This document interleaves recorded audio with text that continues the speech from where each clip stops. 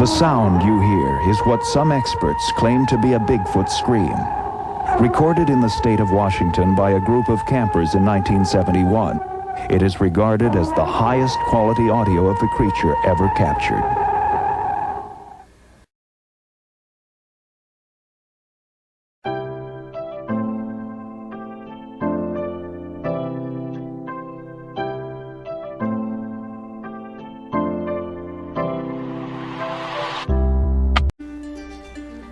Hello!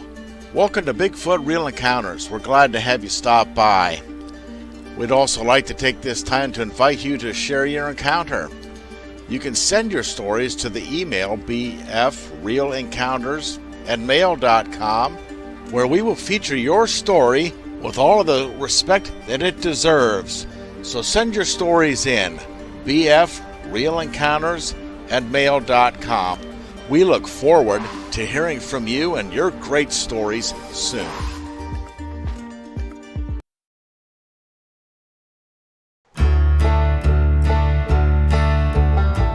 Hello everyone, welcome to Bigfoot Real Encounters. I'd like to welcome all of our brand new viewers as well as our returning viewers.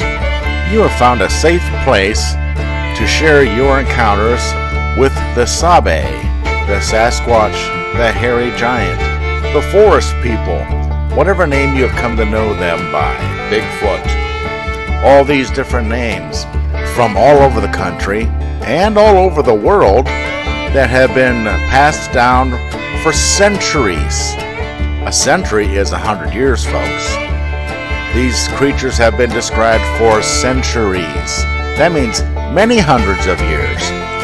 Down through history, hundreds, if not thousands, if not tens of thousands of people have witnessed, have had encounters with, have talked about these creatures, have described them in very consistent fashion on down through history. These descriptions have been consistent, and dare I say that there is more eyewitness accounts of these creatures than there are of George Washington, the first president of the United States. Not to mention we have physical evidence and ongoing descriptions and encounters and physical evidence. As in one of the last videos that I have done a few videos ago, one of our viewers sent in. He's a hunter. He said if it puts down a track, it's there. Yeah, duh. These things have put down tracks for hundreds of years. They have always been described by the Native Americans, First Nations people, as well as all around the world. So, we know they're there. We do not have to prove they exist. This channel is not here to prove they exist. We know they do.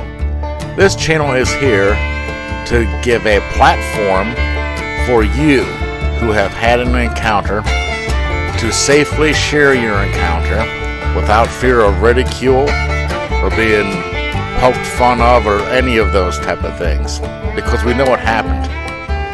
You didn't ask for it to happen, but it did. And you can tell us here. We're not going to make fun of you.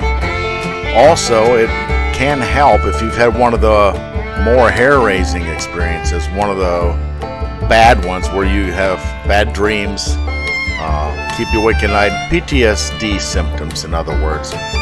And we've had folks say that it helps to tell the story. It helps to get it out into the open. And we're taking their word for it. And one thing that we do know, it helps to get each piece of information out to the public so that the rest of us know how to handle when we come across them. And so that we know different details and information to tell our kids about it. We tell them about the dangers of coming across a bear or a snake or a cougar or a wild dog, whether it's a feral dog or a wolf or a coyote or, so on and so forth, and all the other dangers in the woods. We need to include this because they are out there. You know it and I know it. So let's get these encounters in. It is safe. Today we have another viewer submitted email with 2 encounters on here. So we're going to be looking at that. It's from the state of Idaho, which coincidentally was next up on my list as I'm going state by state. So we'll take a couple of stories from some other sources and look at Idaho today. The email I received from one of our viewers was sent in. He said that he was elk hunting on the edge of Idaho's Seven Devils Wilderness. Now, I took it upon myself to look up Seven Devils Wilderness. And what I found out, the Nez Perce Indians have a legend about that area. The story goes that the Seven Devils Mountains were once 7 giant, child-eating monsters living in the Blue Mountains of eastern Oregon. Each year the mountains traveled east, devouring Nez Perce children in their path. According to Nez Perce legend, the tribe's chiefs asked Coyote to help free the children from the tyranny of the 7 giants, and Coyote asked his friend Fox for advice. To make the legend short, the Coyote was successful and turned the giants into the 7 Devils Mountains. And he struck the earth and opened up a deep gash in the crust of the earth, which would later on be called Hell's Canyon, at the feet of the petrified giants. And so this area has quite a history of giants being in the area, and I've thought that this was very, very pertinent to our story at hand here. Our viewer had a Bigfoot encounter in this area. Here's a forest giant in the area with legends and histories of giants going back very, very long time. Now, the reason I wanted to look up the area's history is because I do follow David Paulides, you know, the gentleman that has the Missing 411 series of books and movies now. He started out as a law enforcement officer, and then he decided to look into the subject of Bigfoot and spent time with the Hoopa tribe and learned many, many things. And one of the things that Mr. Paulides has said numerous times in his books and on videos is to pay attention to the names of places like the Seven Devils area or Spirit Lake, and many other areas that we have all heard of that have names that are similar to relating to devils and demons and spirits and that type of thing. There seems to be an odd connection with disappearances as well as other cryptid encounters in these areas, and they got these names because of encounters in these areas and strange things happening. So that's why I looked it up. And now we're going to find out what one of our viewers has experienced in the area of the Seven Devils Mountains. This email reads, I was elk hunting on the edge of Idaho's Seven Devils Wilderness, dropped pin. I heard movement in front of me, so I stopped to listen.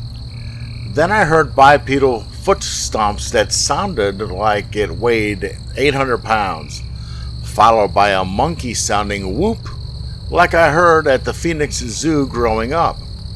Within 5 to 10 minutes, I heard 2 loud wood knocks, followed by a grunt.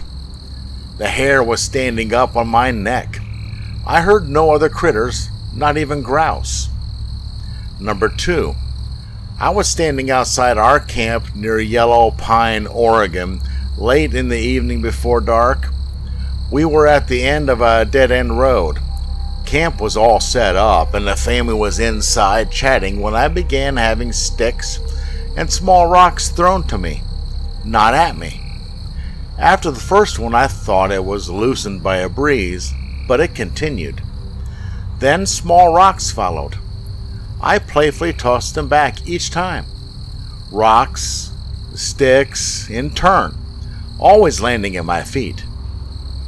The camper door opened and my father-in-law joined me. It stopped. Never happened again. I surmised it was a juvenile playing and meant no harm. There were no other campers or ATVers within miles of us. Yes, I had wished I had saw them, but I'm happy I experienced these. And it mentions his name, and he's from western Idaho. It doesn't say he gave permission to use his name, so I'm not going to take a chance on that. And if you would like to send in more information, please do. Maybe you've had other encounters. Maybe your father-in-law, maybe he heard or saw something also. It doesn't say in your email here. It'd be interesting to know if he did. And also, maybe you might know of other stories within the Seven Devils Wilderness area in your first encounter. And maybe some of the other places you've been, you might have had some experiences. We'd like to hear from those also, but thanks for sending it in, taking the time to type it up, send it in to us. We really appreciate it. 2 different types of encounters with some different details. We've heard of these things happening before to many people, and it goes to show that you don't have to see a Sasquatch to have had an encounter with one. Let me take a second, folks, to encourage you to like, share, subscribe, hit the bell notification icon so that you are notified when further videos are uploaded to YouTube. Also, feel free to comment in the comment section below.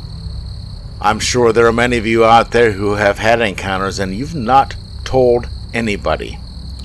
Or there are also some of you who have told somebody initially but got shut down, either by disbelief or ridicule or whatever the situation was.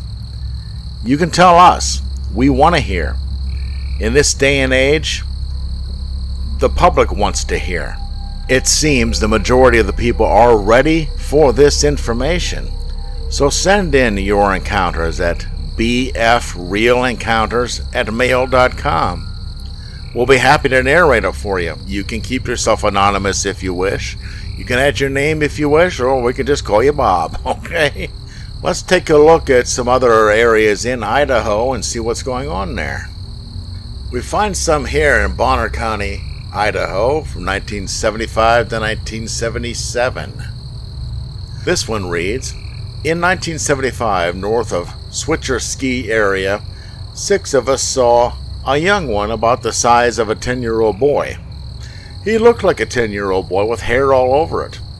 He walked across the logging road about 40 yards ahead of us. He turned and looked right at us. While he was crossing us there in the brushy draw, you could hear something that sounded like a howler monkey. It appeared to be his mother. Later that fall, about 2 miles south of there, the one that I took to be his mother hung around for a couple years. She was maybe less than 5 feet tall and heavy built with short legs. She was yellow, about the color of a yellow cocker spaniel. She had long, beautiful, wavy hair, and her hair on her head was long enough you could not see her ears. She would come up and eat cob with molasses on it out the horse pen. In 1975, we had built a little plywood shack, and we did not have enough plywood to fill one side. It had rained till the Forest Service put a cable across the road. We could not get in there for a couple of days. When we got up there, the big one had taken the boards off the one side of the shack and threw them in a pile. She went in and picked up a 100-pound sack of horse feed and carried it out to the other side of the house and set it out on the road bank and tore a hole in the center of the sack, sat down beside it, and ate out of it. Later that fall, my son and daughter and I were waiting for a man to pick up a load of cedar waste. I had taken a Dutch oven full of enchiladas, and we heated them over the coals. When the dogs started running back and forth and looking up the hill, I told my kids that I thought there was a bear or cougar up there. We'd go see. We went maybe 100 yards down the road and started up the hill toward the old lookout tower. The stumps were 8 to 10 feet tall in the area, and our Sasquatch was real good keeping a stump between us so you could not get a good look at her. At that time, I was in pretty good shape and could outrun her going uphill. My daughter could outrun her too. Sasquatch came to a place where the stumps were pretty far apart and put her hand up on a stump and turned around and looked at us. She kept going on uphill until she came to the next road where a logger had felled the logs on the side of the road. They were about 12 to 18 inches at the base and laid out across a little hill, and they still had limbs on them. She turned around again and started crawling back under the logs. The dog and I were about 8 feet from her. She was hissing like a cat and swatting at the dog with her hands. She had hands with nails on them, just like a person's hands. I heard my daughter screaming, and she was running down the hill just as fast as she could go. I'm not a coward, but I didn't have the guts to crawl under the logs to get a better look at her. I never got but one more good look at her. A year later, the hound hunter was running bears with his hounds, and he treed this yellow Sasquatch. I knew him and his hounds real well, and was about 300 yards across the canyon from him. He grabbed his hounds and loaded them up and left. I don't know where she went. I never did see her again after he left. He never came back in there with his hounds. I ran into him in Sand Point and asked him what he treed with his hounds that day, and he denied even being there. Well, that was a very interesting story, folks. Very, very interesting. Ongoing encounters with the same one, a blonde one. Quite unique details about the encounter, how it acted and behaved. Just some more details that we can add to our knowledge of how they behave and how they act as individuals. Individual behavior, different personalities going on with these things, which lends to the credibility of viable breeding population and such diversity within that population nationwide. Very interesting. Let's see if we can have a time for another one, and it looks like we do, so let's take a look here. This one is from 2001 in September, apparently over the Labor Day weekend, Clearwater County, Idaho.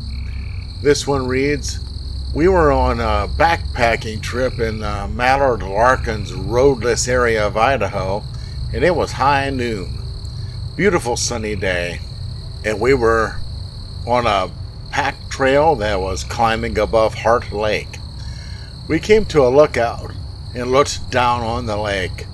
We saw what first appeared to be two people standing in the high grass next to the lake with what looked like their dog. They were standing still, all next to each other. As soon as my friend said, "Hey, check out those people down there," they heard us and started to run as fast as they could. At first they were running like kids, jumping over logs and through the swamp. One was larger than the other. Their arms were long. As we watched them run, I noticed that their pet was running just like a bear. They were all one color, brown. We were close enough to them to tell they were not wearing clothes. All this lasted about 15 seconds at most. This is what I was saying once they started running. Look, they're kids. No, they're too big to be kids. They're dogs running like a bear. Those people are all brown, and... Then they ran into the trees. I looked at my friend and said, "Did you see that? What did we just see?" We pondered for a minute, and then I said, "Maybe we just saw Bigfoots. Let's take a look." My friend said, "No way. I'm not going down there if those were Bigfoot." We talked about what we saw. Why would humans run away like that at the sight of another human? Why were they all one color from head to toe? Why would those people be standing out in the bog of a lake? Fishermen sit on rocks, And the way they were running with their arms long and stretched out, jumping over logs and such. And what's up with the little bear following them? They were all standing next to each other, perfectly calm, until they heard us up on the cliff. The larger of them ran the fastest, then the other, and then the four-legged one was running way behind them. If it were a dog, usually dogs will run faster than the humans. Now that, folks, was a very different type of encounter. I would like to have seen that. It almost sounds comical. Too bad they didn't have some type of video going on with that one. My goodness. And maybe it was a bear. I love these encounters which provide all the different types of behaviors and actions with these, like you've heard me say many times. And this is another one, something that we've not heard of before. Just standing there, they hear voices, and they start running like crazy, jumping over logs. This is very entertaining type of an encounter here. As I've said, if this is your encounter that you put up on the BFRO, I would love to hear from you. Send us some more details if you have them. bfrealencounters@mail.com. Leave a comment below, folks.